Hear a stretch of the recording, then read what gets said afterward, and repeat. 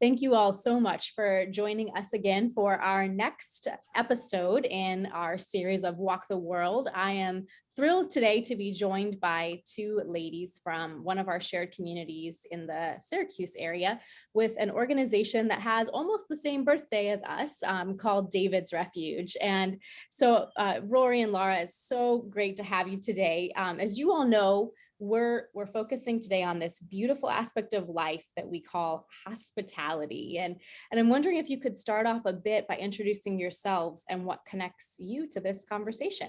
So my name is Rory, and I have been with David's Refuge for about 7 years.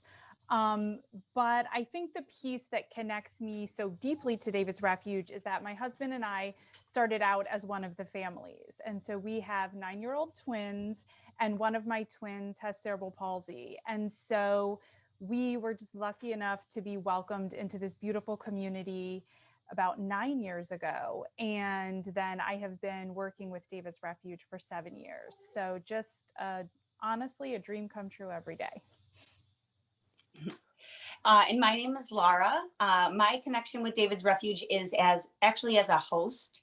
I'm one of the couples that helps host these weekend kind of respite weekend getaways for families and caregivers.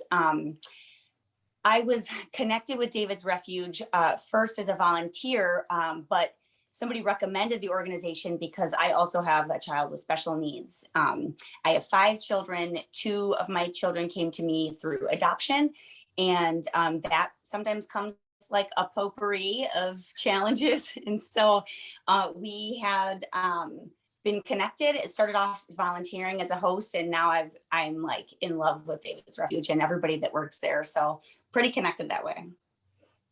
Beautiful. And I feel like I probably also should put out there for folks that aren't aware of David's Refuge, that David's Refuge provides these weekend respites that you've already heard you all refer to for caregivers of children. What is the exact language that David's Refuge uses?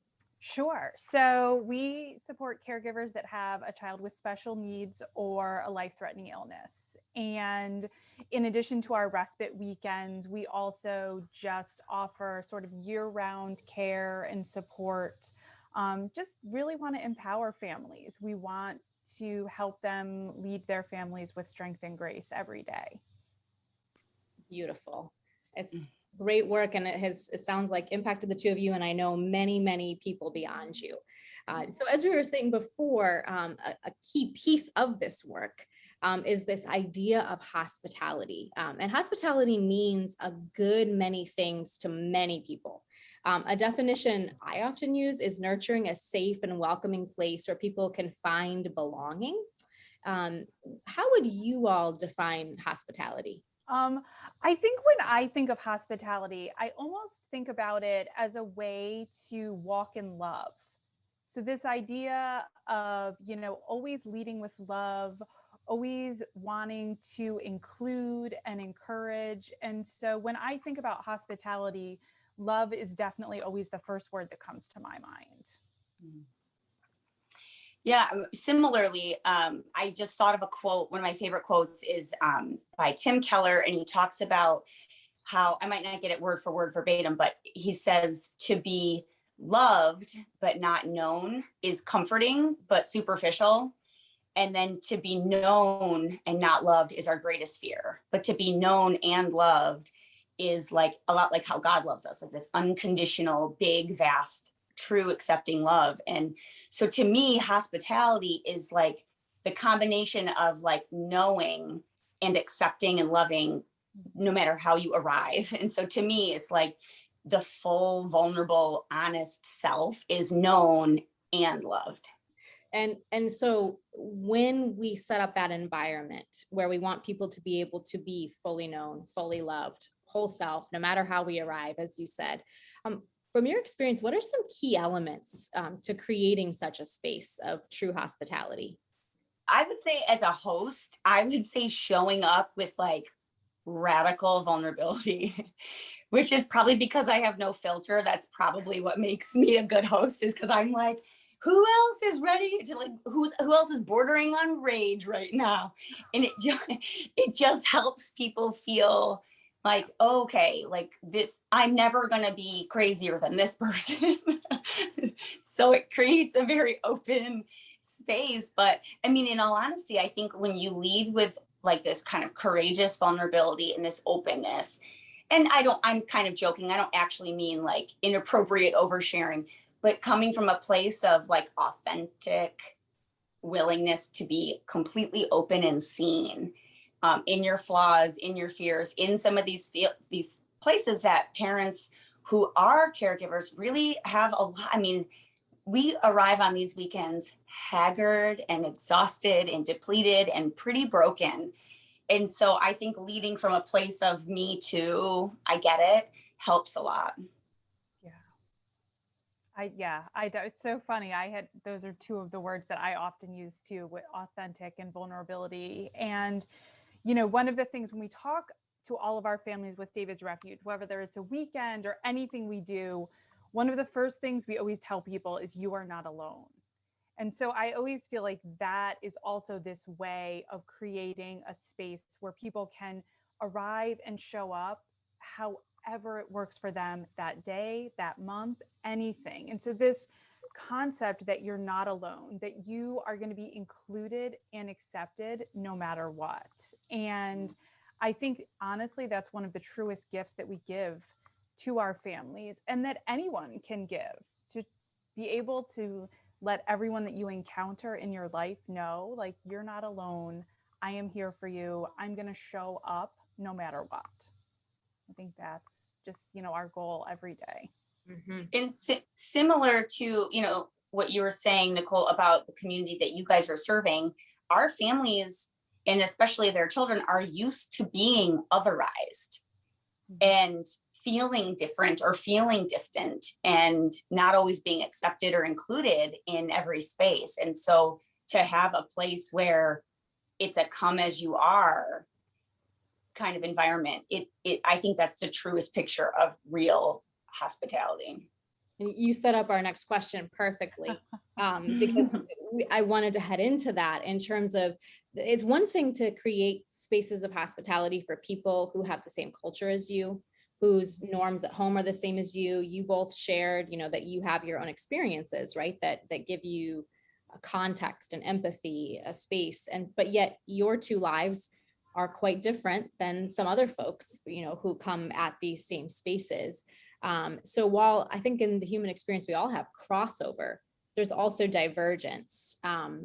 There's the othering experience, which can be shared, but there is actual difference too, right? There's diversity. There's different foods that we eat, and there's different languages that we speak, and within the special abilities, there's all different kinds of issues and struggles and abilities that different kids have that have different impacts on different parents. I'm sure, right? There's a lot of diversity of experiences and ways we come to the table. What have you found key to creating truly hospitable spaces when you're welcoming people and families whose life experience has varied from your own? I think two words for me come to mind. I think grace comes to mind and common ground. And so for me, with grace, I feel like if I go into the situation asking for grace and offering grace. So, I'm going to come to the table with the best intentions possible, and I'm going to think that you are too. And then that's where the common ground comes in. And I think sometimes it's so easy to think about the things that separate us. It's so easy to say, our lives are different because of this. But if we look at it from a different perspective and we say, what do we have in common though? And I know we experience that with our son a lot. So he's in a wheelchair and nonverbal, but my husband and I always strive to give people that gift of grace, or give people that gift of common ground. Like, hey, do you have a favorite show? Hugo's favorite show is this. And so I think that if we approach each day, and I know for David's Refuge, that's always what we're kind of looking for, whether it's on our weekends or at our events, like, how are we creating that safe space and that space where people can find common grounds? Because it's always there. You just have to figure out what it is. Yeah. That's great. That's interesting because I'm coming from like totally the opposite perspective, but I love that. That's a really good challenge for me. Because I was thinking sort of on the opposite end is relentless curiosity. For me, the like a way to celebrate differences is to find out what they are and to find out how does life look differently for you? How has your experience been different from mine? What are things you're facing that I can't even imagine? And then that gives us that, like Rory was saying, it helps you find that common ground. But more to me, it's like it also creates this kind of respect. There's like a street cred that comes from like hearing somebody else's story and their experience and being like, dang, that's a lot. You've gone through a lot. Or, wow, it never occurred to me. Like there are things in my life that other people are like, I don't know how you do it. I couldn't do it. And I'm like, well, you would if you had to. I'm not special. I'm literally just not being arrested for neglecting my children. Like it's not that deep. Like I'm just doing what I have to do. But hearing what somebody else has to do, I'm like, oh, I get why people say that, because I'm hearing someone share this, these experiences, and I'm able to have like develop this respect and sort of like honor those differences and that journey and that experience, or their culture, their religion, their worldview, and how it was shaped. Like I think and to me, like if I could give a tip on how to facilitate or foster creativity in yourself, is to start by only asking questions that you don't know the answer to. When we ask leading questions, we're looking for a correct answer. It kills curiosity and it makes the other person shut down. And so I think like looking for common ground is amazing. And then also celebrating those differences and pulling those out of the person through genuine, sincere interest and curiosity. These are great points. So as I walk away from this, and I resonate a lot with this from my own experiences, it's being willing to be vulnerable yourself, being relentlessly curious, and then seeking out the common ground, seeking out the spaces where we might come together and how we might, explore a world where we share it, right? That's what hospitality is. It's that belonging, that connection. And hopefully it leads towards something meaningful, either in the moment or maybe for forever moving forward, because of the connections that we can make in those spaces. It's those are some priceless things, but they're also really hard things. I know for sure, especially the being vulnerable yourself part. Can be one of the hardest things to do. And I think that it's really important to underscore those two things dance. So you answered those things in two different questions, but if we're not willing to show up and be vulnerable at the same time as we're being relentlessly curious, if we're not willing to be vulnerable when we're seeking common ground, then we're not going to have that meaningful human connection in the same way, right? We're not actually creating a hospitable space. We're creating a research lab, right? When we're trying to do that.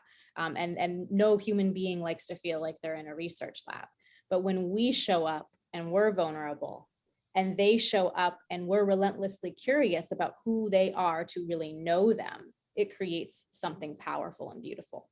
And I'm just reiterating what you all just said. I hope I didn't misspeak there, but I wanted to underscore that. And so in creating those spaces, in David's Refuge, you mentioned at the front end a little bit about what David's Refuge was, just to give us a context. But one of our goals in this podcast too is for people to just learn about other things that are out there in our community. So would you mind just telling us a bit more about how people could connect to David's Refuge, different opportunities that are ahead? Where should they go to find more? Sure. I mean, you have like 2 more hours, right? No. So we have a website, which is davidsrefuge.org. And so that's, always a great place to get, kind of overall information about us. But I think, we sort of have 3 big buckets that we try to have. And so we have respite, which is our weekend, our getaways for families. And then we have community, and then we have wellness. And so last year when COVID hit and we weren't able to do our weekends anymore, we really wanted to still make sure that we were coming alongside of our families. We were caring for them. We were offering them spaces to connect. And so that's really where we started to dig even deeper into our community and wellness piece. And so for our community piece, it can be anything from events, which have been online a bit, but diving a little bit back into more in person, with, whether it's an event for the whole family or something just for the parents.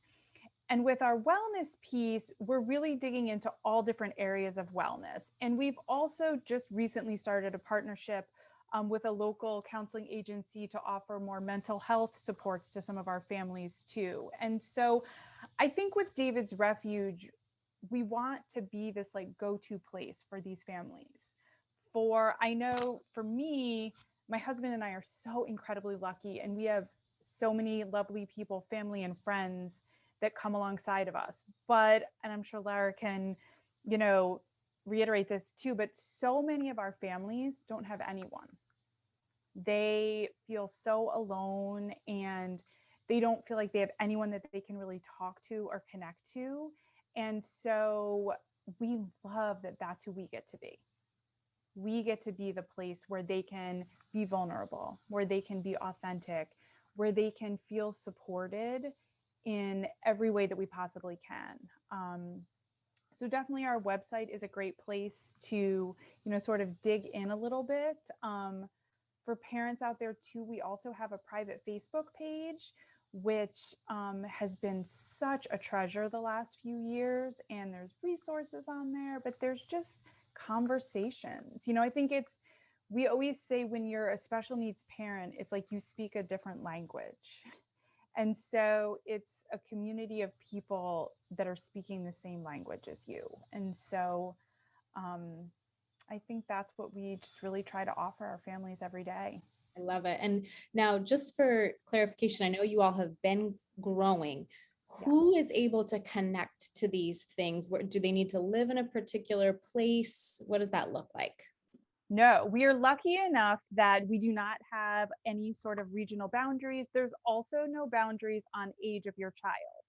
So we have families who have children that are 1, and we have families who have children that are 35. And we do not have a regional boundary. We have people that come from out of state. We, predominantly we're kind of central New York and Western New York, like Rochester, Buffalo, but we have families from all over, and we're growing. And that's one of the reasons we love to offer a variety of services. And our website has an application. So if a family is interested, you can head to our website and fill out the application. And you probably will get to maybe talk to me or email me. So yay. Perfect. And we'll put that on the YouTube and the podcast link so that folks can also just easily click and connect over to your website. Thank you so much, ladies, for your time today and for all the work that you do in our shared community. Thank you. And I'm excited. Thanks for having us. Absolutely. Yeah, thank you. Absolutely. I'm excited to see more of, there'll be some more convergence of families being able to connect to you all and vice versa as we make our community a more hospitable place. So yeah. Thank you everyone for joining us as well. And we'll look forward to having you our next episode.